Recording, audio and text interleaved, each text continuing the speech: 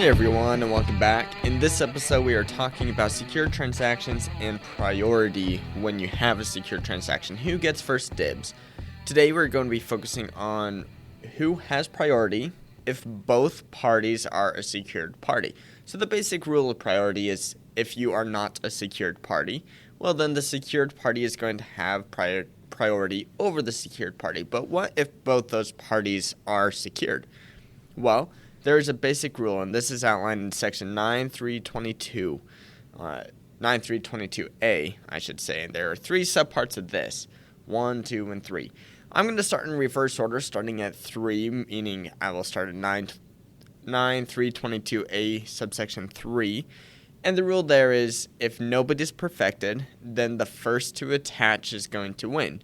So you've got somebody who, well, you've got two secured parties, but none of them are perfected, meaning neither of them filed a financing statement, has possession control, any automatic, no PIMSs, anything like that.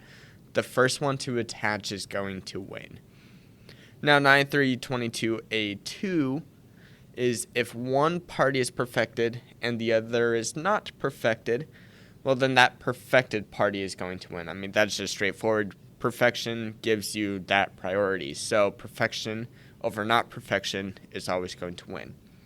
Okay, what if both parties are perfected? Well, the general rule there is that the first to file or perfect.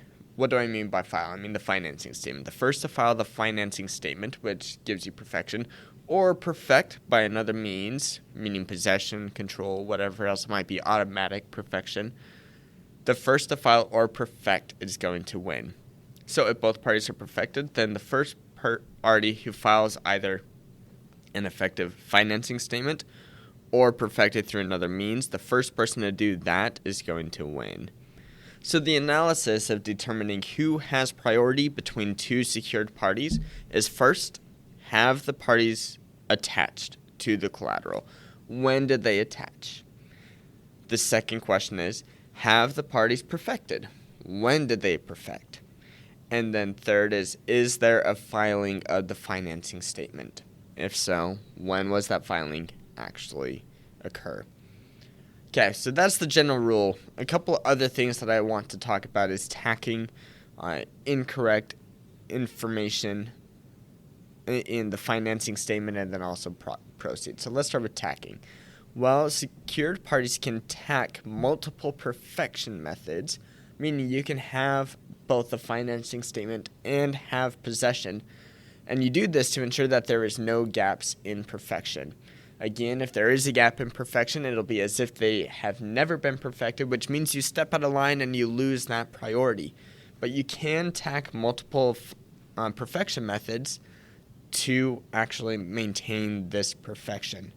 So that can be financing statement plus possession, financing statement plus control. Some of those you can't tack. For example, deposit accounts. The only way to perfect that is through control. You can't have a financing statement for deposit accounts. So some of those things you can't tack. But the general rule is that you can tack, meaning you have multiple multiple methods of perfection combined to make sure that you don't have a gap in that perfection. All right, so what happens if you have incorrect but non-essential information on the financing statement? Excuse me.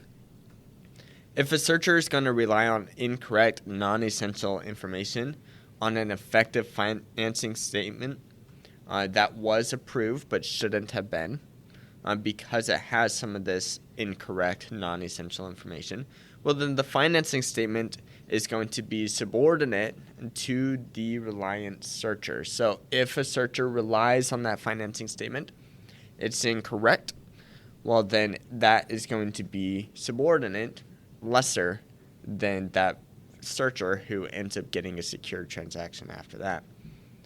Same thing is going to happen with a certificate of title. If there's an error in the certificate of title, that is going to be subordinate to a reliant searcher, somebody who relies on that.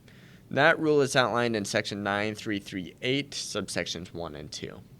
And then what about proceeds? Well, proceeds are going to be separate from the original collateral, and so you need to do a fresh analysis for each proceed. So this is outlined in Section 9, 315, C through D. And what do I mean by that? Well, proceeds are different collateral than the original collateral. So if you've got a secured party in both the financing, if you have two secured parties in the original collateral, well, then you need to double check for all the proceeds that come from that original collateral. Is this attached? Is it perfected? And you need to do that for all the different parties, the secured parties who have an interest in those or potentially have an interest in those proceeds. So that's essentially how priority works when you have two secured parties. Who's going to win between two secured parties? It's a matter of timing, and it's a matter of whether or not those secured parties have attached, are perfected, and who perfected first or who filed first.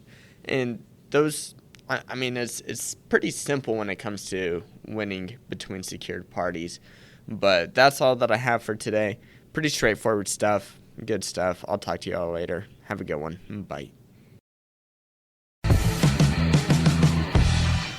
Thank you for listening to this episode of the Law Schoolers Podcast.